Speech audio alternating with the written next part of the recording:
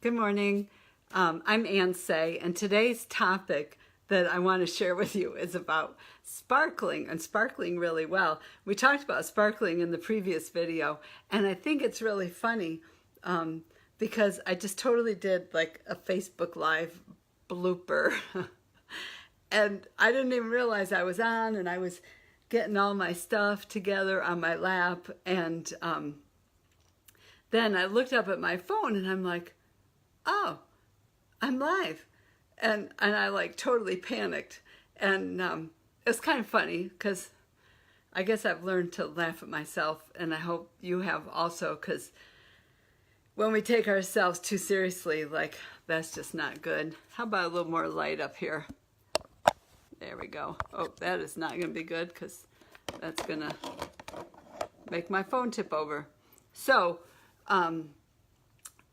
I'm doing these brave things. I'm doing live videos, which is not my comfort zone. I'd rather record them and throw them up on my YouTube channel. But yeah, Jesus is just calling me to be brave. And so I think the fact that I made that mistake this morning is absolutely hysterical, because what I want to encourage you with today is a continuation of yesterday. Yesterday we looked at this one little sentence in Isaiah chapter 2, and I'm reading out of the Passion Translation.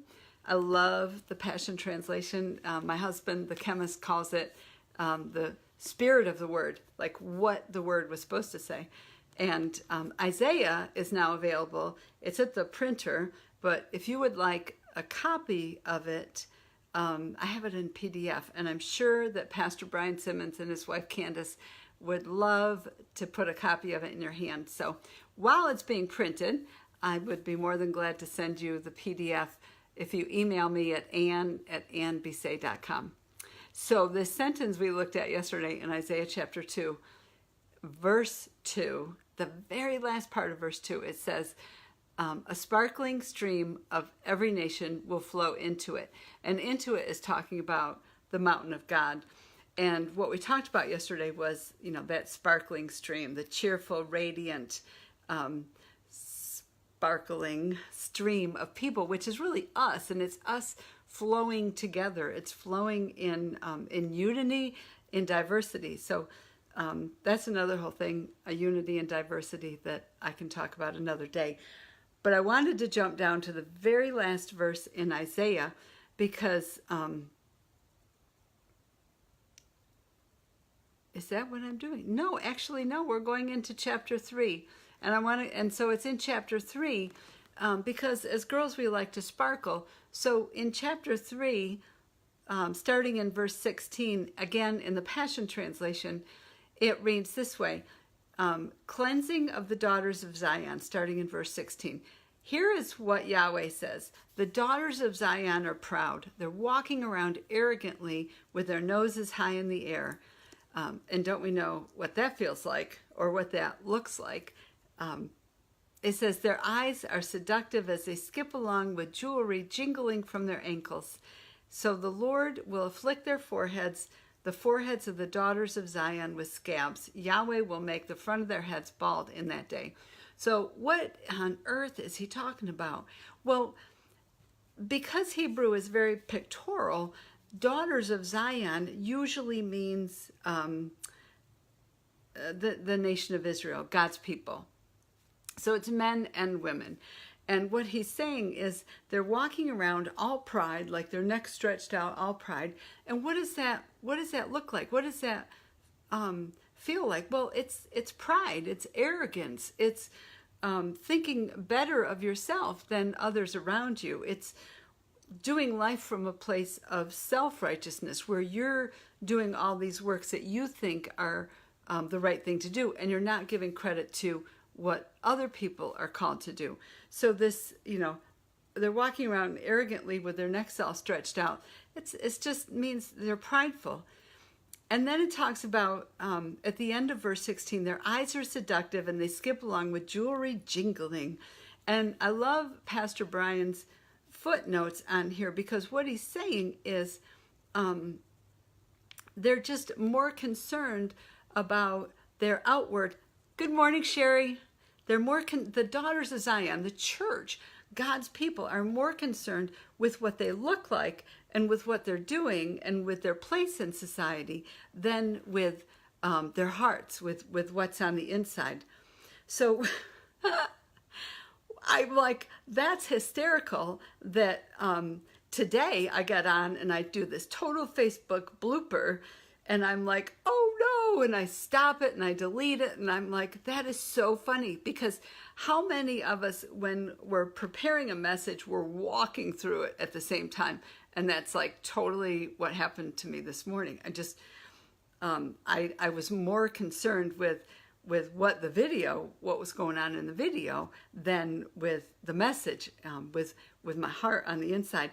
I also think it's funny that, like, I'm pushing the not wash my hair days because I'm going to Birmingham tomorrow. I'm speaking twice tomorrow at 2 different events, and I didn't want to wash my hair until the morning.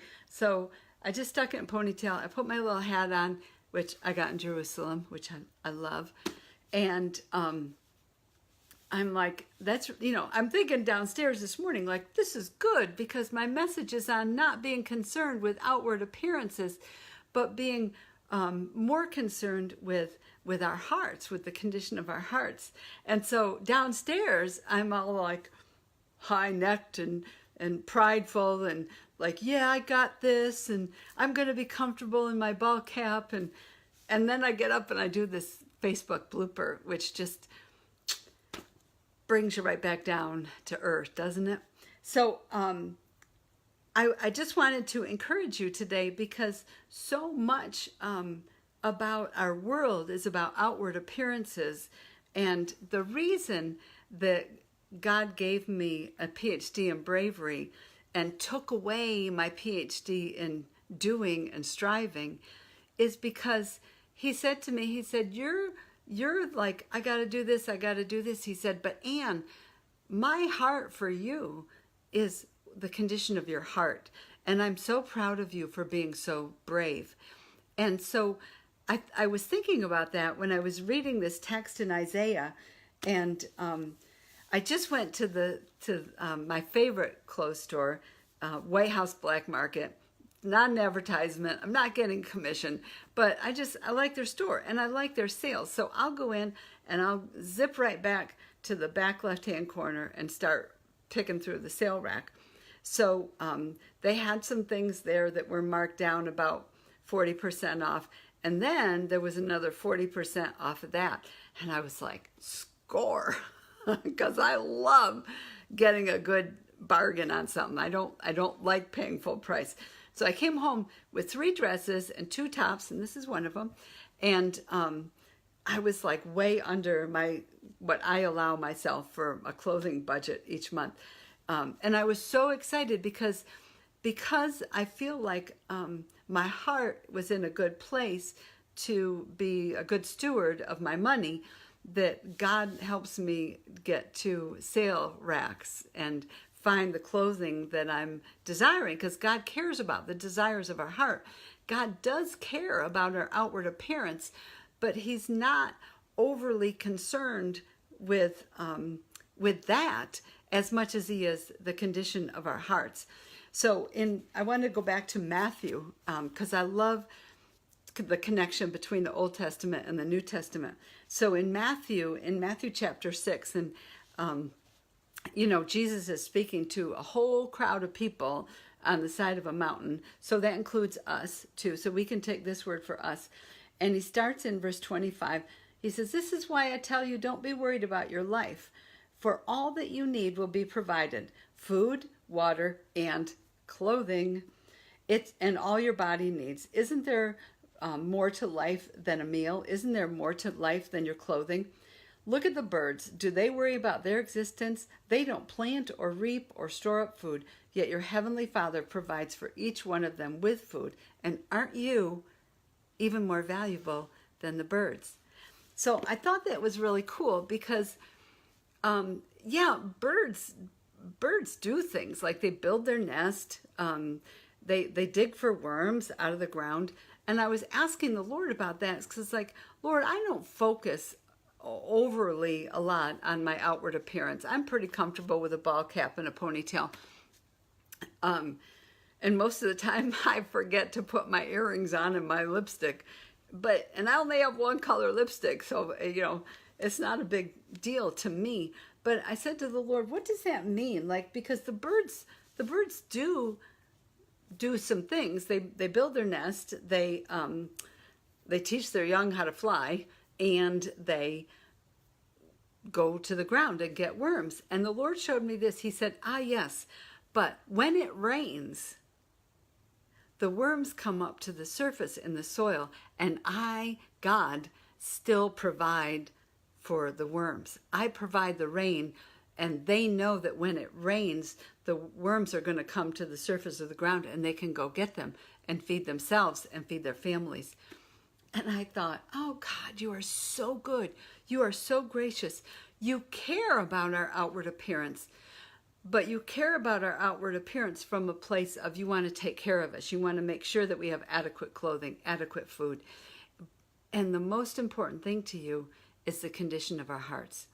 So I just want to pray for you this morning, just as we wrap this up. Father God, I just bless everyone who hears this. I bless them with the peace and bravery to believe that you are going to care for them, that you are going to meet their needs, their food, their clothing, their shelter, just like the birds. You will provide the resources to come their way in their lives so that they can jump in and take advantage of that. Father, I just pray for increase in hearts of bravery for each one of us to trust you more, because you are truly a good, good Father. In Jesus' name, amen. So be blessed. Just know that I deleted the blooper, and you get this one today. So I hope that was encouraging to you, and maybe we'll see you again tomorrow.